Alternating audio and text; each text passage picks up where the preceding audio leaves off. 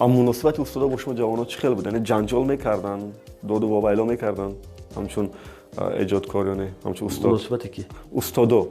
یعنی بالا یک بچه‌ای که کار خانگی را اجرا نمیکرد یا که کم اجرا میکرد یا نادرست میکرد، جنجال میکردن، جنگ میکردن؟ نه خصوصا معلم ما این عادت نداشت، خیلی وزنین بود، همیشه راهنمایی میکرد و خلاص. یعنی یک دیگر فهمی بود؟ بله 100%.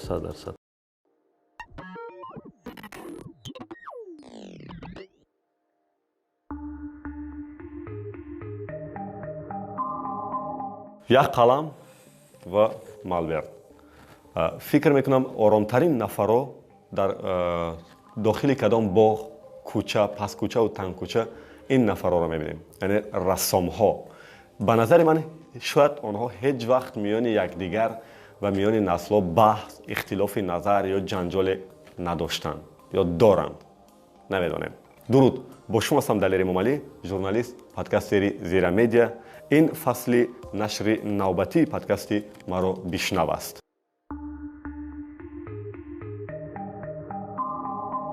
در فصل دومی پادکست مرا بشنو ما اویدی همدیگر فهمی میان نسل ها با خود نسل های جوان و کلانسال، میان متخصصان ساحات گوناگون صحبت خواهیم کرد تا همدیگر را شنویم و برای همدیگر فهمی یکدیگر آماده باشیم. در نشر نوبتی پادکست ما طاهر نظر رسام اشتراک دارد. مقصد دعوت طاهر برای صحبت در آن است که او در سمت‌های گوناگون رسامی فعالیت کرده است و یقینا با نسل‌های گوناگون نیز در این ساحه برخورد نموده است. اختلاف نظر میان رسامان تا کجا هست؟ چرا در کوچه‌های دوشنبه و دیگر گوشه‌های کشور صنعت معاصر رسامی تبلیغ نمی‌شود؟ جوانان برای تماشای نمایش‌های رسامان می‌روند و یا نه؟ با این و دیگر سوال‌ها در نشر نوبتی پادکست ما پاسخ خواهید گرفت. درود طاهر، خوش آمدید به صحبت. تشکر. و اولین سوال من همین است که در وقت تحصیل کالج رسامی به نام میرزا رحمت علیموف شما با استادان در کارهای ایجادی بحث میکردید یا هر چیزی که اونها میگفتن قبول میکردید؟ نه بحث، اگر دقیق شو بگیم بحث نمیکردیم، چون که زمانی ما رفته بودیم تقریبا همه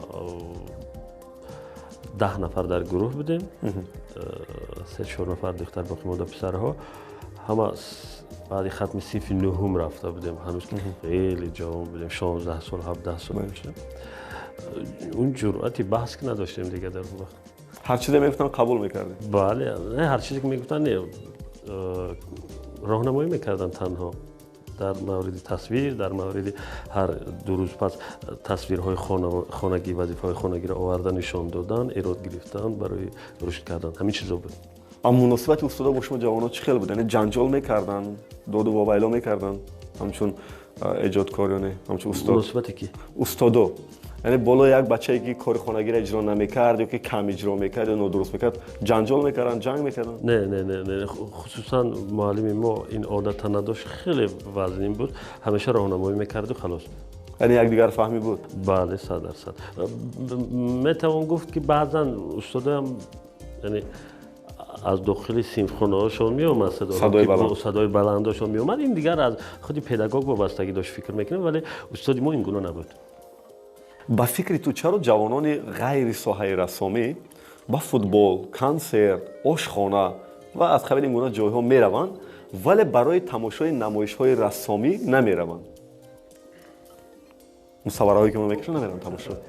آشخانه دیگر به همه معلوم که برای غذای شکم میریم، این به همه معلوم پوشیده نیست. فوتبال با اون خاطر میرم که فوتبال در جامعه جهان تبلیغ کرده توانستند، یعنی خودآگاه و ناخودآگاه دیگر در وجود بسیاری ها ریشه دارند که یعنی عاشقش باشی. همین خیلی است. کنسرت چه؟ زیاد شد. بله. کنسرت چه؟ کنسرت دیگر در رگ و پیوند هر صاحب جان هست دیگر، میخواهیم نمیخواهیم. ولی اینو میخوام فهمم که ما هم میگیم که یعنی نبیره های کمال الدین بهزادن. خوب. یعنی یکی از نفرایی که در سمت رسامی خیلی معروف است. اون تصویری که میکش چی نام داشت؟ مینیاتورا. ما از اون افتخار نکنیم. پس چرا یعنی در رگ و پیوند ما از اجدادمون است، چرا نمیریم برای تماشای مصوره‌های رسامی؟ ببین این گونه چرا مثلا در ساحه طب ما بابای سینا داریم، شیخ رئیس ابن سینا داریم. اگر در ساحه طب هم یگان جامعه‌ها شما فکر نمیکنم که همه اونجا رفته بتونه، یعنی اونم از رشته ما از در ساحه شش مقام هم ما خیلی اجدادای بزرگ داریم از گذشته. در این سمت هم اگر یگان جامعه‌های شما چرا همه نمیرن؟ یعنی چرا من فکر میکنم این چراها با اون خاطری است که همین سمت ها خوب راه اندازی نشدن، خوب تبلیغ نشدن، خوب بدیل تماشابین و هر کسی دیگر راه نیافتن. یعنی فکر میکنم از همه مشکل اساسی تبلیغ است، چون که تبلیغ همین دلخواه چیز پیوسته پیش چشم آدم بگیره، طریق هر چیزی که هست میخوای نمیخوای ناخودآگاه اصلا که داده میشه. مثل که موسیقی گفتی، چرا موسیقی، چرا یک مثلا سراینده یا یک من هنرمندی خارجی کشور بیا همه تلاش میکنیم که اونجا باشیم، ولی یک رسام خارجی هم بیاد قریب کسی نمیره تماشا؟ نه اصلا نه، اصلا که نه. یک نمایشگاه عموما تصویرهای اوریان بود یک سال قبل، اوریان بانوا، و اونم از جانب یکی از رسامای زن به نمایش گذاشته شد و در شبکه‌های اجتماعی بحث‌های زیادی را به میان آمد. نسل‌های گوناگون نظرهای گوناگون گفتند. با فکر تو باید این گونه نمایشگاه‌ها باشد و یا نه؟ اگر از نقطه نظری دنیوی بودن بگیم باید باشد. خب ما کشور دنیوی میگیم در سرخانون خودمون. بله. از نقطه نظری شرقی گویم و از نقطه نظری مذهبی گویم اگر بله که خوب نیست. بیش از 90% مسلمانیم ما. بله از این روزانه فکر میکنم خوب نیست، چون ما دلخواه کارهای ایجادی را میتونیم یعنی از این نقطه هم نگاه کنیم که یعنی ضربه به ما نباشه. ولی فکر میکنم اگر آزادی باشه خوبتر است، تا اندازه آزادی هم دیگر در داخل خود یک معینی های خودش داره. آزادی باشه خوبتر است، با اون خاطری که ایجادگر حرف دلش بگه دیگه. او میخواد همون گونه باشد، چگونه میتونی در آزادی اون مانع شوی بگو نه تو این کارو نکن این کارو بکن. او این کارو کردن نمیتونه. این تو جالب داره که باشه این نمایشگاه باشد. بله کسی که خواست رود برای پوشیده، کسی که نخواست بله اون هم آزاد باشد. بله هر کی میره اون هم آزاد باشه، کی میخواد بره کی نمیخواد نره، تمام. چرا سر و صداها میان رسامان و بحث‌های آنها در وسایل اخباری ما تقریبا به نظر نمیرسد؟ یعنی آنها میان خودشون میگن جنجال‌های یکدیگر نافهمی‌های ندارن. مثلا من میبینم که روزنامه‌نگارا میان نسل‌ها بسیار بحث دارن، سینماگرا بحث دارن، ورزشگرا هم خیلی اختلاف نظر دارن در سن و سال‌ها، ولی رسامان ندارن، هیچ نمیخونیم یا هست و نمیبرد به باو. من مشاهده نکردم، اگر نمیتونی بگی کاملا نیست، در هیچ دنیای ایجادی نمیتونی بگی کاملا نیست، شاید باشد خیلی کم، ولی من فکر میکنم در این میان زیادتر رشک‌های سالم ایجادی هست. این دقیق است، رشک‌های سالم ایجادی. یک رسام وقتی که کار خوب میکنه چند رسام دیگر میبینه میگه، یعنی با خودش میگه که چرا من نتونم از این خوبتر کار کردم و همین گونه میکنن و همین رشته دوام داره. من فکر میکنم این گونه رقابت ها زیادتر است نسبت به اونی که رقابتی مغزی کنن و رقابتی حرفی کنن. یعنی بیشتر با کار میخوان. بله. من کار بهتر، من کار بهتر. خب پیکره های قهرمان های معاصر مثلا مثل بانو زبانی‌سا رستم و مثل دلشاد نظر و خب دیگه همه خیلی مثل از اهل زیا بگیریم، مثل مومن قناعت، بازار صابر، خب همین گونه دوام داره. چرا امروز در کوچه های دوشنبه تقریبا به نظر نمیرسد چیزاشون؟ پیکره هاشون؟ بله. خب فکر تو چی است؟ از این نسل استاد عینی است، استاد توسن زاده است. خب تا توسن زاده است دیگه پایین نمیفره. از این نسل همینا. بله. ببین من در این سوال چی اندیشه دارم. در دوشنبه شهر مثل که باغ‌های زیاد بنیاد شد، خدا رو شکر باغ‌های زیاد بنیاد شد، ولی یک هدف مشخص راه اندازی نیست بغیر از راه رفتن میان قسم زیادی از باغ‌ها گل کاریدن. بله تنها گلگشت است، درخت‌ها هست، راهروها هست، خب کم چیزای خوردی دیگره. زیاد میخوام که در دوشنبه شهر باغی باشد که مثل که سوال با میان گذاشتیم بله. این شخصیت ها را همش هم پیکرهاشون باشد، نمیدونم یا نیم پیکره یا پیکره کاملا از پا تا سر زنده و گذشته همه باشه. بله بله یک باغ مخصوص مثلا برای من داخل هم چی میگن خوشم میاد وقتی که میخواهم برم پیکره های اونها را ببینم، مثل که گاه خوشم میاد بریم آرامگاه لوچوب چون اونجا دیگه تربت جای اونها است، قبری اونها است، بعضا هست نیم پیکره و بعضا در سنگ ها، ولی فکر میکنم گذشته از این چون اونجا جای مخصوص خودش است، گذشته از این یک باغی باشد که این شخصیت ها همش باشن، مثل که زیبونیسو رستم و گفتی دلشاد نظر بگذار اگر امکان باشه به همون زندگیش نیم پیکرش بگذار باشه. خب دیگر که هر کدوم دیگرش یعنی تصور که هر یک تا این اگر در یک باغ باشد یک باغ بزرگا شود یا نمیدونم باغ شخصیت ها شود. همه خیلی بحثا در نشست‌ها با استاداتون میکنید یا نه که چرا چنین هست و چنین نیست و این چه؟ اصلا که امکان نداره این گناه کارها را کردن، ولی ببین با یک تصمیم خوبی دیگر ما میتونم که پیشنهاد کنم برای همین گونه باغ بنیاد شدن. در کالج رسومی در دانشکده هنرهای زیبا یک فاکولتتی هست به نام هیکل‌تراشی. خب تقریبا 10 نفری یا 8 نفری یا 15 نفری تحصیل میکنن در این فاکولته در هر یک کورس. همین سال تصور کن 10 نفر از کالج رسومی ختم کرد مثلا هیکل‌تراش، اینا 5 نفر از دانشکده هنرهای زیبا 10 نفر. این 10 نفر باید کارهای دیپلمی کنن. بله.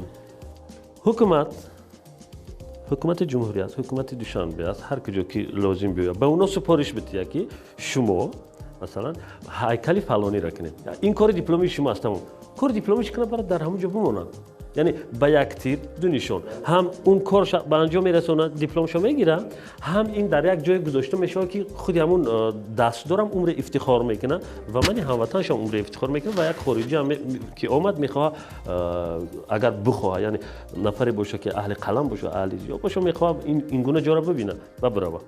فکر میکنم همین اگر 2 سال 3 سال راه اندازی کنیم اون باغ پر از این پیکره و نیم پیکره ها میشه. رنگ بازی ها و آرایش نام و اظهار محبت از طرف جوانان در کوچه های شهر دوشنبه قریب که به نظر نمیرسد. در دیگر کشورها خیلی زیاد است و حتی دیوارهای علاهیده دارند برای این چیز. یک نوع صنعت معاصر هم شده است این برای بخصوص اونایی که با رنگ بازی میکنن و اظهار محبت میکنن هر چیز دیگر. ولی در کوچه های دوشنبه ما همیشه میبینیم که اگر نسل کلانسال چنین نوشته جوانان را ببینن نظری نیک ندارن، همیشه این مورد انتقاد قرار میدن و اینا در شبکه‌های اجتماعی هم گاه نشر میکنن. فکری تو چی است در این باره؟ برخوردی اندیشه ها میان نسل جوان و میان نسل کلانسال از روی شنیده ها و خونده ها همیشه بود چون استادانی که امروز 80 ساله شدن و 70 ساله شدن میگن زمانی که ما هم ختم کردیم اومدیم با کلانسال خودمون اندیشه هامون به هم نمی اومد. امروز ما همین درد داریم و امیدوارم که ما هم که سین سالمون اگر زنده باشیم به جای برسه با نسل های جوان به هم نمیاییم. خودت چه قبول داری یعنی کاری بچه‌ای که میکنن در دیوارها مینویسن و گاه زیبا هم مینویسن؟ 100% قبول دارم. چی باید باشه این چیز، یعنی باید برخوردی این اندیشه ها باید باشه کی قبول داره کی قبول نداره این مشکلی او مهم که این ایجادکار میخواد اون کارو بکنه. ولی یک نفر دیگه میگه که این گوشه شهر ما آباد کردیم اینا اومده با نوشته هاشون ویران میکنن یعنی بی‌زیب میکنن، خوشایند نیست. میگن ما اینجا رو تعمیر کردیم این دیواره این بچه‌ها اومده است نوشته است اینجا هر مثل که همین گونه تقریبا. خب اینا مثلا یک نفر اومده تعمیر کرده سفید یا اومده است مثلا اینجا این نقشه کشید. ولی گاه بچه‌ها اظهار محبت مینویسن فلانی من تو دوست می‌دارم دیل میکشن هر کاری دیگر میکنن. اونا چه خیلی فکر داری؟ فکر میکنم در هر جا بدن این چیز باید نیست. فکر میکنم در تصور کن مثلا هر کجا بره یک اظهار محبت. بله اظهار محبت دل بینی، یعنی شاید یک نقطه مخصوص باشه، خاصه در همین موردی که گفتی. بگذار یکی از خیابان‌های دوشنبه شهر عیناً همین گونه، نمیدونم خیابانی عاشقا گفتن یا خیابانی رسام‌ها، هر کسی که هست که هر این شکل‌ها رو میخواد راه اندازی کنه، بگذار یک خیابان باشه. مثل همین مثلا همین پیاده‌گرد لب دریای دوشنبه بسیار جای راحت است و دیوار هم دارد برای نوشتن. تقریبا بگذار بعد شیت‌ها و دیوارهای مخصوص هم بگذار بعد جابجا کنم بمون. عیناً همین رو می‌خواستم بگم که در مورد کارهای حرفه‌ای، یعنی تصویرهای معاصر، تبلیغ‌های معاصر، مثل همینی که ما در نظر شده صحبت کردیم، انا همین گونه دیوارها چرا در دوشنبه به نظر نمی‌رسد؟ فکر میکنم کسی پیشنهاد نمیکنه این چیزا. ببین مثلا خصوصا در دوشنبه شهر چی در دیگر شهرهایی که در داخل جمهوری هست، یک نفری هست به نام دیزاینر. خب این نفر جوابگوی در کدام نقطه شهر چی میشوه، جوابگوی همین چیزا داره. بگیم دفتری مخصوص خودش داره، در داخل شهرداری نماینده های خودش داره، شاید 5 نفرن، شاید 10 نفرن، شاید 20 نفرن. یعنی اونا حق دارن این گونه تصمیم ها رو بگیرن، با نفر لازمه پیشنهاد کنن در شکل اسکیز پیشنهاد کنن، میگن که اگر همین گونه شوا فلان گوشه خوب میشه. مثل که کجا را چگونه گل میمونیم، کجا را چگونه، هنوز که این پل ها 2-3 پلی که داریم از بالای دریا میگذره، دریای دوشنبه، که اکنون میبینیم که بعضا نقش نگارهای سنگی را اکنون به راه مانده شدن، حالا که این گونه کارها و این گونه دیزاین ها در دیگر کشورها عصر بود، سالهای پیشین بود و ما هم دیده بودیم بارها این چیزا. یعنی همونها همین چیزا راه اندازی میکنن، اونا تصمیم دارن که اینم برای همونن. پس فکر میکنم که جوان‌ها اگر اینا پیشنهاد کنن، ولی تصمیم گیرنده های اساسی که امضای آخر میمونن شاید نسل بالاتر از 40 و 50 ان این گونه صنعت‌های معاصر قبول ندارن و اندیشه‌شون مخالف است و امضا نمیگذارن برای اون لایحه تصدیق شدن. این خیلی هم هست یا نه؟ ما فکر میکنم خصوصا دوشنبه شهر به نوبت بگیریم، سرکرده رئیس تا به دیگر همه جوانان. من فکر میکنم نسل کلان خیلی کم است در این میان. اگر پروژه های خوبی سازندگی به میان ببرن، من باور ندارم که نشود این کار. فقط نفر لازم که همین پیشنهاد کنه. چند وقتی اخیر در دوشنبه یک دیگرگونی کلی به نظر میرسد. تمام بیناهایی که از شوروی، از گذشته، از کلانسال‌های ما میراث مانده بود تخریب شده ایستادن و بیناهای نوی شیشگی قامت می‌افروزند و اینجا هم نظرها بحث‌ها شدید است. در این میان تو چی میگویی که اون بیناهای قدیمی که خیلی از لحاظ آرکیتکتور و معماری خیلی زیبا بود، اونا را با شیشه عوض کردیم؟ ببین ما در این نقطه نظری ما است، نقطه نظری طاهر است، کسی میتونه این کار کنه. طاهری که رسام است. هر کس اندیشه خودش داره. من فکر میکنم این درست نیست. ببین حتی قسم زیادی بیناهایی که در دوشنبه شهر بود، خصوصا در کنارهای راه، همه رنگ هم کردیم. بله. تقریبا میگم 80-90% رنگ زرد است. خیلی زیاد رنگ‌های زرد استفاده بودیم. فکر میکنم حجت نداشت. یعنی رنگ زرد رنگ مردم نیست؟ نه، رنگ مردم نیست. نه، گپ سری حاضر رنگ خاراکتر نمیروه.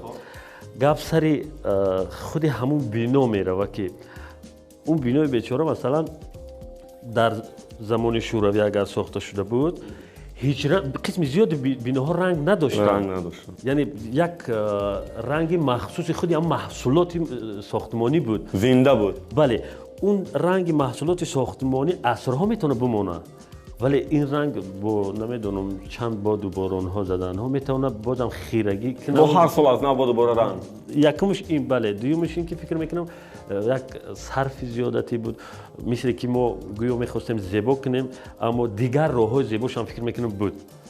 نه تنها یک لخت زرد کردن و سبز کردن و سرخ کردن، دیگر راههای زیباش هم بود.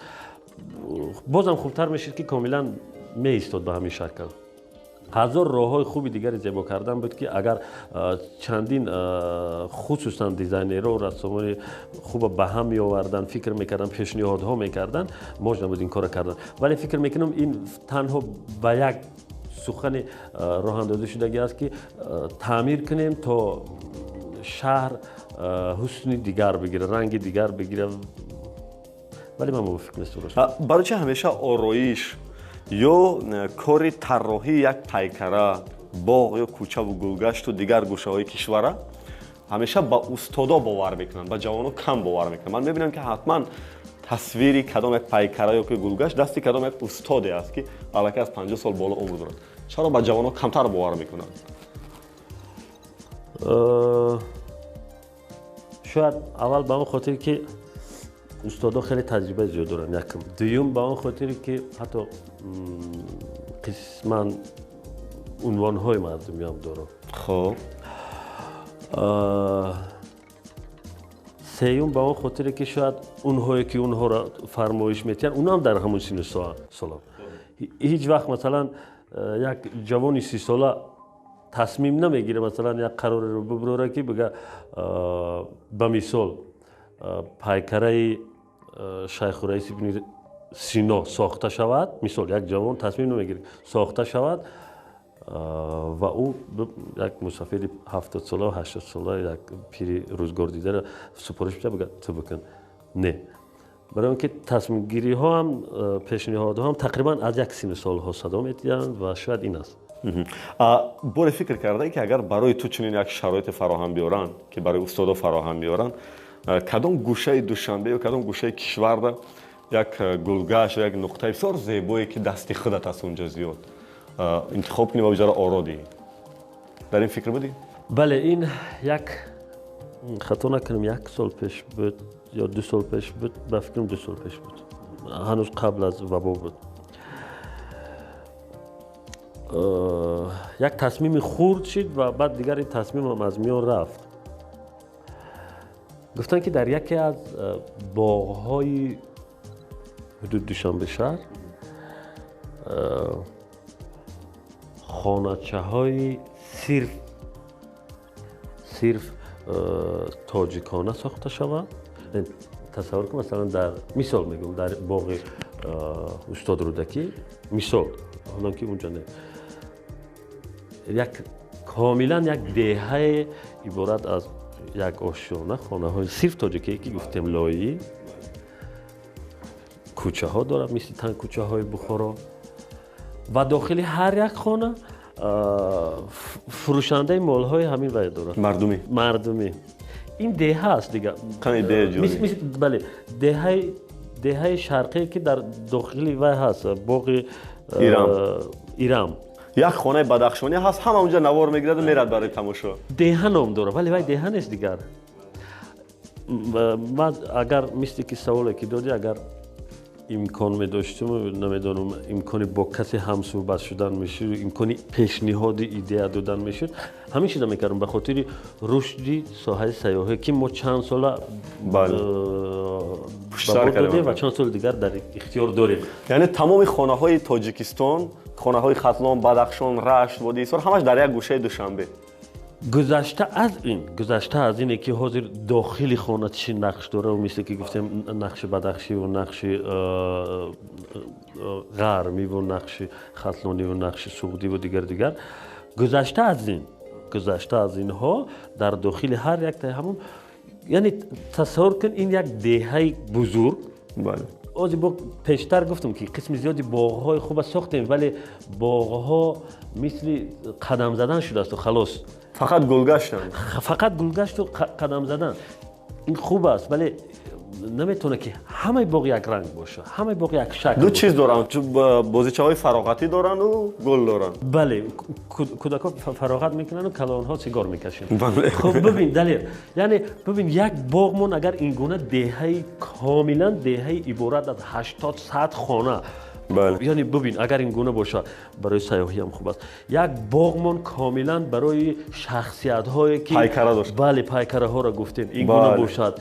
ду یعنی من فقط هر ساحت گوناگون یک باغ خودش داشته باشه که اونجا نمایش این جالب میشه، این خیلی جالب میشه و هم یک راه خوبی درآمد هم هست و هم یک کار خوب هم هست. فکر میکنم امکان داره در همین باغ‌های زیادی که در حدود جمهوری کردیم امکان داره دل خواهش گرفته به این شکل تبدیل دادن، به این شکل تبدیل دادن. اگر من امکان می‌داشتم، امکان پیشنهاد دادن صحبت کردن می‌داشتم، همین چیزا میگفتم. آخرین سوالی که برات دارم، از رسامان کلانسال و جوان سه رسامی را بگو که کاراشون میپسندی و مقبول است برات. خب 3 نفر. بله. میتونی هر سه‌ش جوان بگی، هر سه‌ش کلانسال بگی، یا که میتونی انتخاب کنی. فهمیدم. از نسل کلان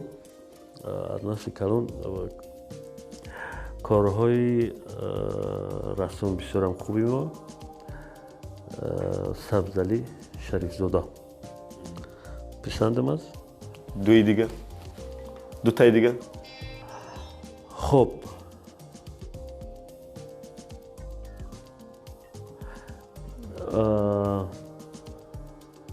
از نسل جوان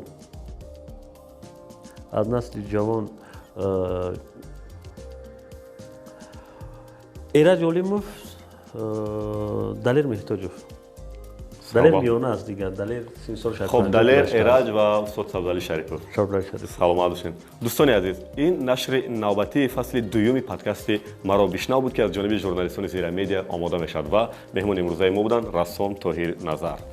در نشر من بعدا نیز ما اوید به مشکلات نسل ها خواهیم گفت و با متخصصات ساحات گوناگون برای دریافت راههای حل این پرابلم ها صحبت خواهیم کرد. فراموش نکنید که هر هفته روز پنجشنبه پادکست ما در پلتفرم زیرا مدیا، در فیسبوک، اینستاگرام و تلگرام و یوتیوب پهن می شود و شما وقتی افته تماشا کنید. ما انتظار فکر و عقیده های شماییم. با شما بودم دلیر موملی. در کوچه ها اگر هنر داریم و ذوق داریم، خواهش داریم، میتونیم هر گونه تصویر و آرایش و نوشته از خودمون یادگار بمونیم. ولی فکر میکنم که مهمترین یادگاری چگونه که استاد لایق گفته است در دل انسان ها جا شدن است. با شما بودم من دلیر موملی. پدرود تا درودهای دیگر.